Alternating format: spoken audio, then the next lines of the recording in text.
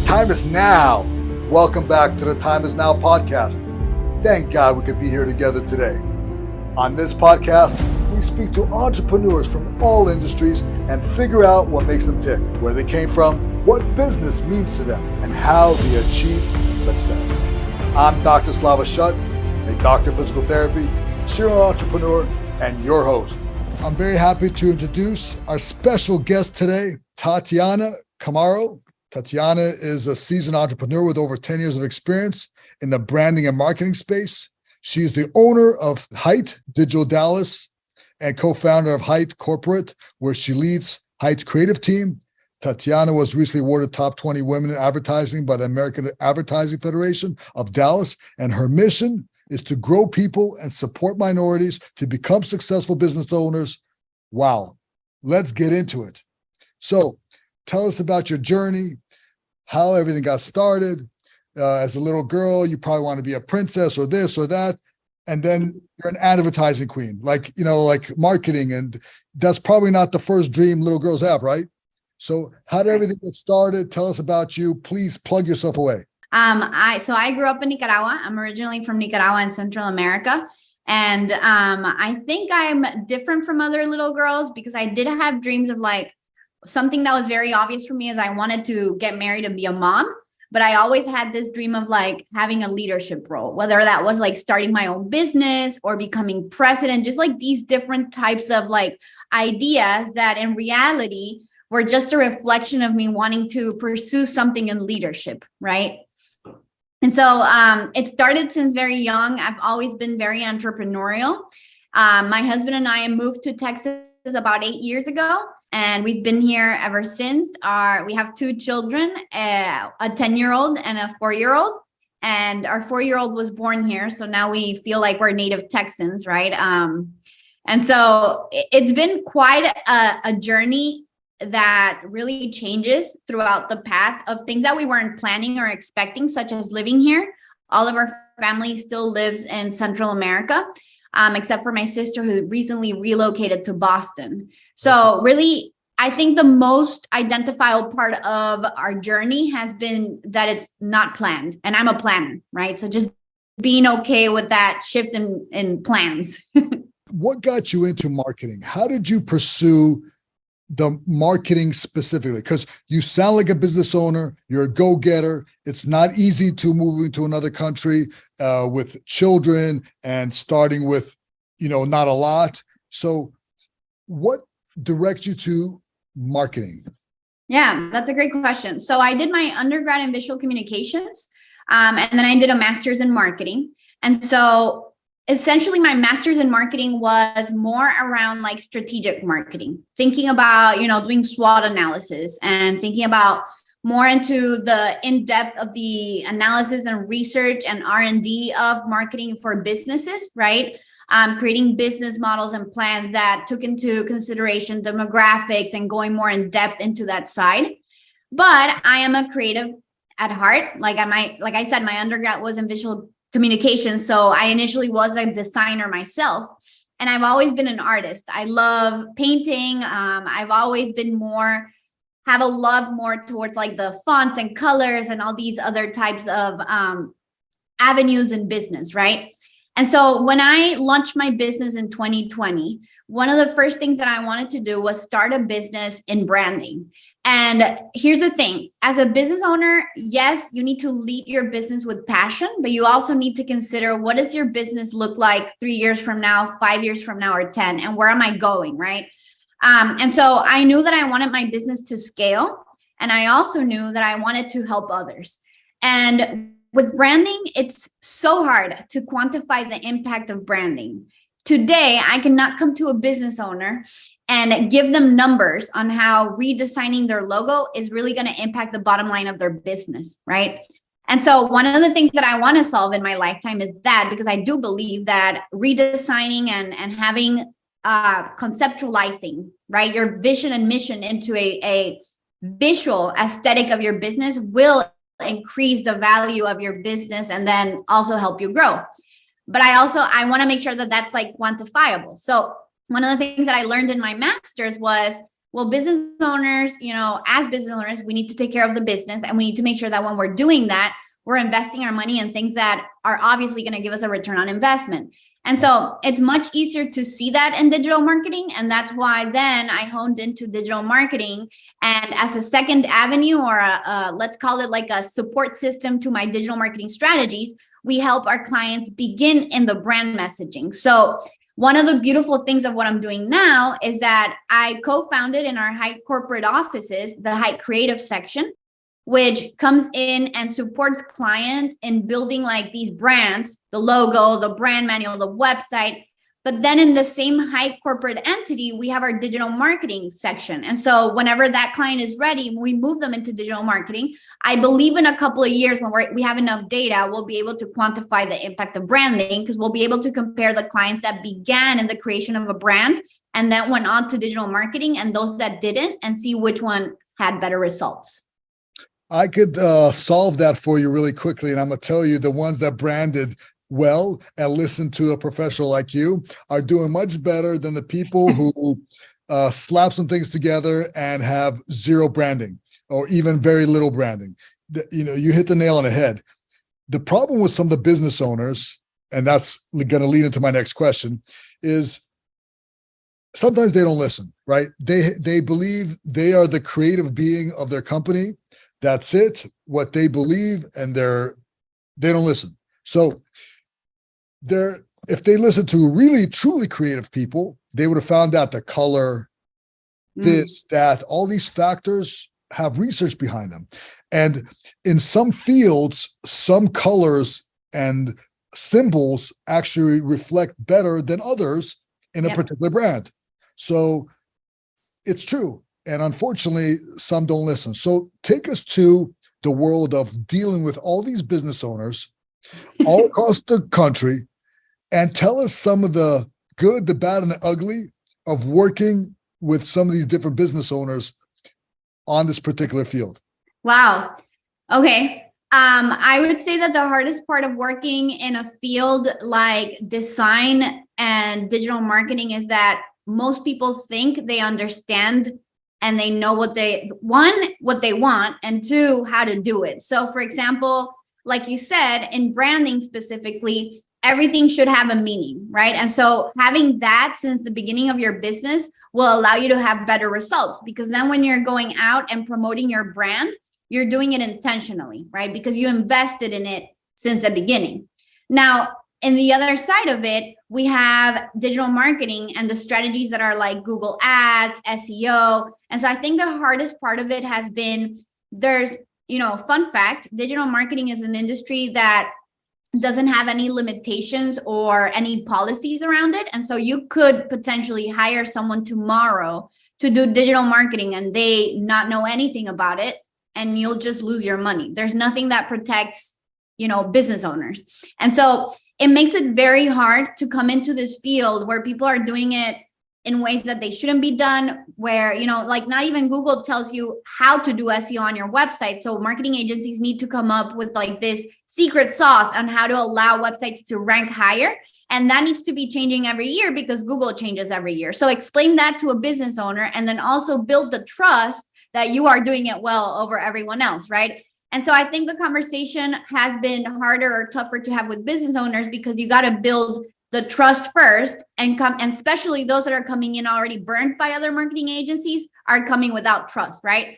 So for me, jumping ahead of, okay, if you trust me, if you know that I know what I'm doing, here's what I'm thinking. And I think the most important aspect of it, and one of the beautiful things of it, is having more of a strategic conversation. If a business owner, before you hire any marketing agency, make sure you trust them. If you don't trust them, don't work with them, because it's going to be a waste of your time and their time. And so let's assume that you do now trust your marketing agency.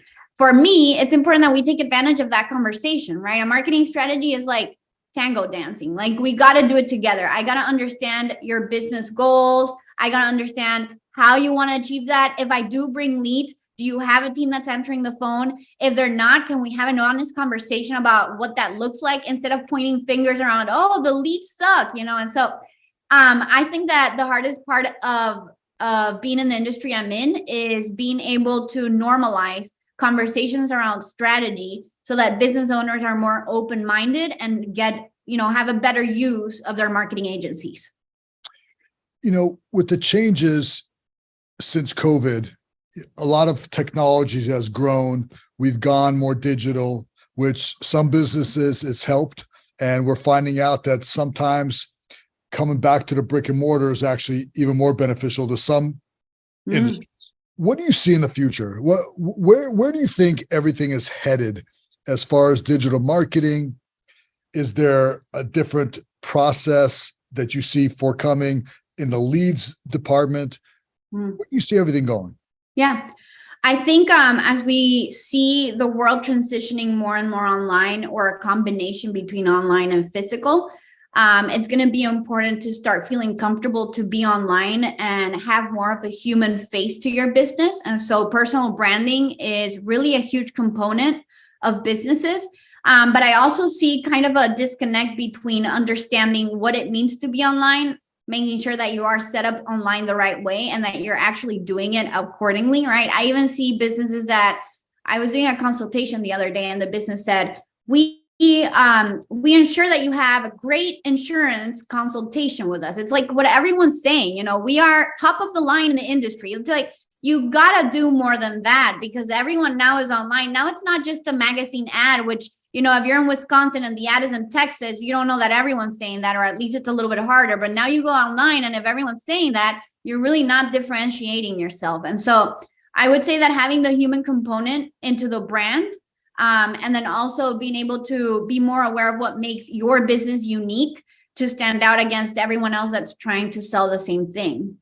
What have been some of your major hurdles since you started? I know moving to a new country is not easy.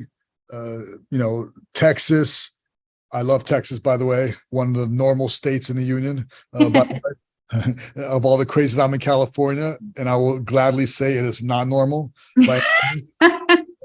I'd say we're closer to a communist state than we are to United States.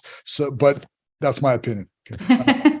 So what have been some of your hurdles in business?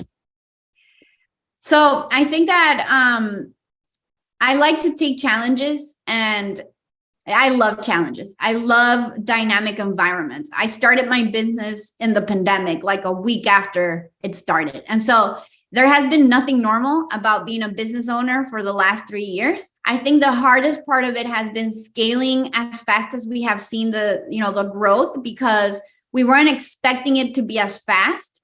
But there's also a complete different side of it that people don't talk about, right? There's one thing about starting your business, scaling to 5 employees. There's a whole other conversation that has to happen when you're now handling 200 employees or, 200 projects in 2 months, because you want to retain the quality. You want to make sure that you keep some stability and some sanity. And so balancing all of that has been a challenge in itself, which I would say it's a blessing to have that type of challenge, right? But I would say that there's been nothing normal about business in the last 3 years. Being an entrepreneur, a mother, business owner, married, keeping it all together sometimes is tough. What do you say to these young entrepreneurs that are trying to balance things out and trying to figure things out? And especially, happy to say that, and proud to say that I'm seeing more and more amazing women step up and become entrepreneurs and become business owners. What do you say to them when they're torn? They're young, they're torn. They don't know. Should I be a mother? Should I be a wife? Should I not be a wife and a mother? Should I be an entrepreneur? Can I do everything? Is it possible? I think anything that you put your mind to is possible. But you really need to align. Where do you want to be and why do you want to be that? So one of the things that my husband and I do is we sit down and we plan 3 years, 5 years, 10 years. We are now this year started doing vision boards so that we can then go back and see what we've accomplished. But I would say that before you do that, determine why you want to do that. Like what those goals that you put in the vision board, why is it that you're putting them there? Because I always thought, I had this idea of I want to be a business owner. I grew up in families that are very entrepreneurial. And so I had this idea that that's what I wanted to do. And then when I became a business owner, I realized that what I really want to do is help people. Like, I love seeing my team grow. I love when people come back and they say, I really enjoyed your mentorship. And so my next step for 2023 is starting a nonprofit. And that came from the idea of, this is what I don't, my passion in life is not having CEO next to my title. But I didn't find that out until I went and pursued what I thought was what I was looking for, right? And so I would say, what do you think will fill you? And then go back from there and plan to, the steps that you need to get there. I talk about that all the time with my team. I tell them some of the best ways to create something, even a book, is to go to the end, write the summary, write the ending, and work backwards and reverse engineer everything leading up to the summary, because that sends up your foundation. Mm-hmm. And you're talking about the very same thing, and that's awesome. What's your 5-10-year plan? What does it look like? Yeah. So for one of the things we did, you're the first person to ask me this. One of the first things we did is we divided I'm going to call it my vision board with my husband, into family, personal, business, and I think it was other. And so in family, we, in 5 years, my son's going to be a teenager. He's going to be 15. My daughter's going to be 10.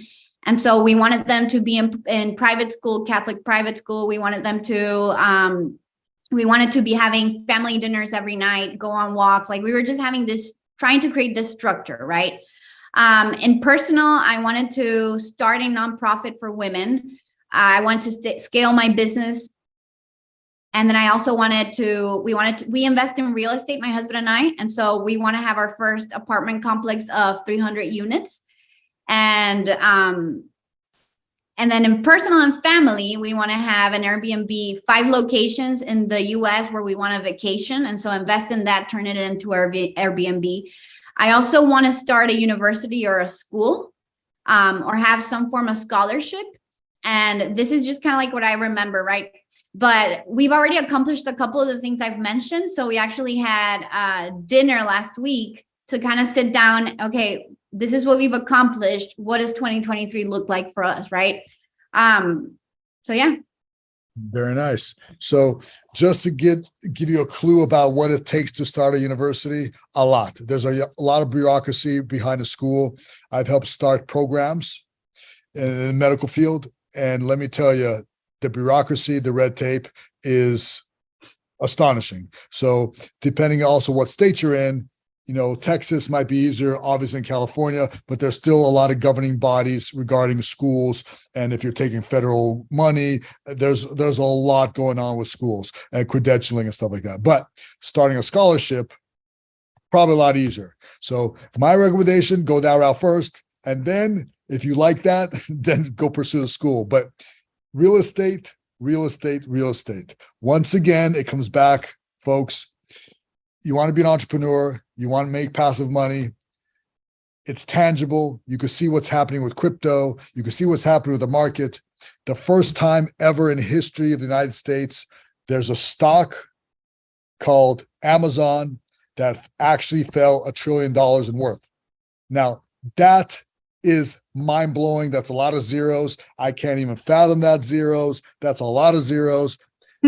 Real estate, tangible. I could touch it. I could live in it. I don't have to live in it. I could collect it. I could plant a garden around it. It's something real, and it's something passive, and it's something that gives, and it's amazing. So I highly recommend it. You're brilliant. That's cool. So I wish you guys luck with that real estate. So thank you. Is there a mentor or a book that you recommend for entrepreneurs out there that had an impact on your life? Yeah. Story Brand is a great book. Donald Miller is just, the way that he explains the messaging for brands is just a really impactful summary of how you should be looking at your brand so that you can, consider how differentiation methods.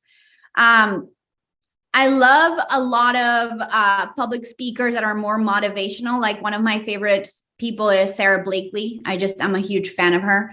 And so I do a little bit more of the podcasting side, and just following people and seeing their journey in shorter snippets, right? But definitely story brand. Very nice. We like to play a game with all our guests, and we have different segments. The game that my team decided to play today is called Law or Nah. There are some pretty crazy laws out there, ones that we founded years ago and never repealed. So we're going to look at two laws and decide which is real and which one is made up by my team.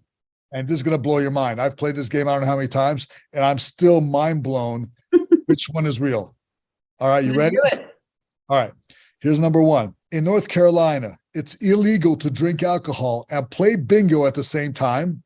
Or in Georgia, it's illegal to cremate pets. Which one is law and which one is nah?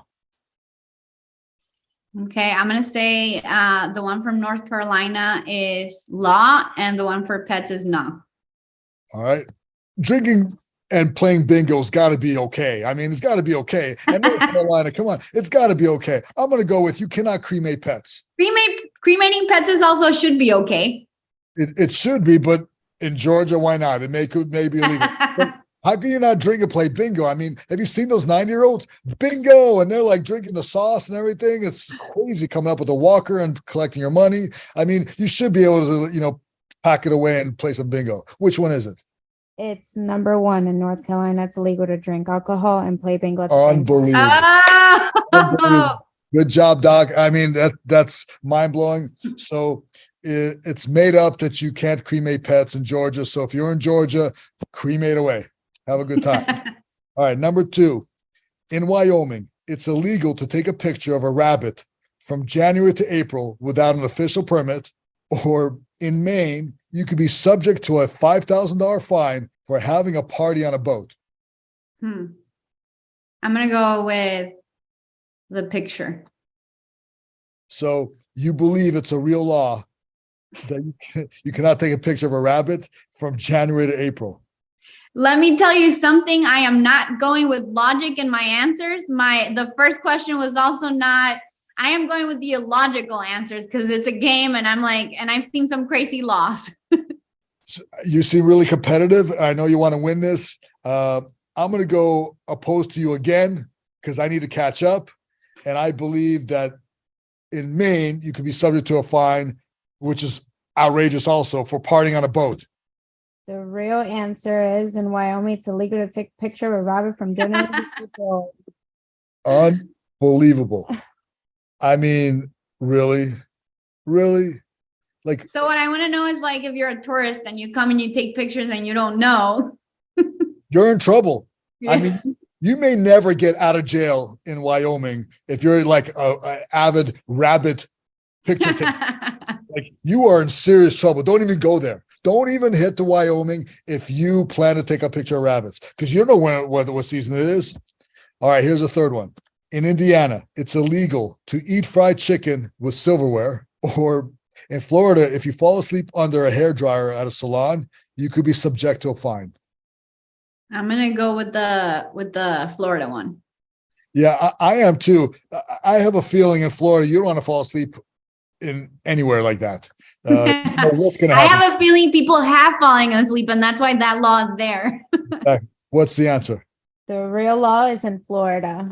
Amazing. Yeah. You are 3-0. I mean, you are champion. That is amazing. You are the champion of law or nah. Congratulations. Thank you. I've been waiting for that title. There you go. So tell us any last bits of nuggets that a young entrepreneur or a seasoned entrepreneur could get. I want you to first plug yourself and tell us how we can find you, and how anybody, I hope they knock down your door and they're like beating down your door with business because you want to grow in that 5-10 year plan. So plug yourself away and then give us some golden nuggets that we could take home with us and think about and improve our businesses. Awesome. So you can find me on LinkedIn. I'm always posting videos there on Instagram as well. My website is Tatiana, Tatiana. And then my last name, Chamorro, which is CHAMORRO.com. And you can see any avenue in which I support there. I'm a public speaker. I love going to schools and colleges to speak about entrepreneurship. I also can, consult on marketing strategies, digital marketing, branding, and anything like that. And I love mentoring students. So if anyone out there is listening and they are looking for a mentor, make sure to follow me on social media, Instagram, or message me on my website or wherever they want to reach out, and I'll be available. Most important nugget of information: don't fall asleep in Florida and a hairdresser. I'm just kidding. But I think you see what happened to me. Yeah. Don't do it, folks. I'm telling you, not a good idea. Yeah, definitely. I would say that whatever you want to achieve, sit down and plan on what that looks like and think from the end to the start, because you really need to make sure that you're going in the right direction. Even I tell this to college students. A lot of times I say, what do you envision yourself doing on your day-to-day? What is a good day-to-day look like for you, that you're not feeling like you're exhausted because you're going to work? And based on the answer that you give me, look for people that are doing that every day and see what they studied. Like, go on LinkedIn and find someone who's doing that every day and look at the trajectory that they had professionally and in school. Because a lot of times we lose our path when we're studying marketing, and then you graduate and you're like, what do I want to do now, right? Do I start my business? Do I go into a business? And so just look for people that have already gone through all of that and identify what they're doing on a day-to-day basis is how you envision yourself. And if you decide to go into being an entrepreneur, make sure that you're aware that involves a lot of, volatility, dynamic environment, and just be ready to be in your best mindset. Mindset is going to be everything. Get yourself a leadership coach and just, roll with it. You lessen the curve. We say this all the time. You're not getting a mentor just for fun. You're getting a mentor to prevent some of the mistakes that you could possibly make in business. And believe me, there's hurdle after hurdle. You're lessening the curve. You're getting somebody who has been there. You don't have to reinvent the wheel.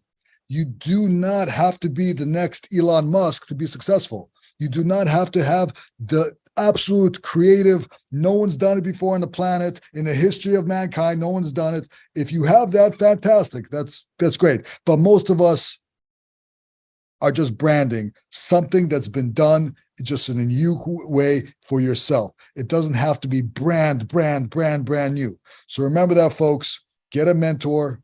This is a wonderful one right here. Lessen the curve, be successful, work hard, and you could be everything you want to be. Dream your biggest dream, live your best life. So thank you for being with us today. It was a pleasure to have you. It was awesome. Stay in touch. We want to hear what's happening in the next 5-10 years. I hope you meet everything and then some. Okay. May it pour it on. So be sure to like and subscribe if you're watching us on YouTube. If you're listening, make sure to rate us on Apple Podcasts and Spotify. Thank you for listening to The Time Is Now. And remember, tune in every Friday at 2 p.m. and send any questions to Dr. Slava on Twitter. Thank you.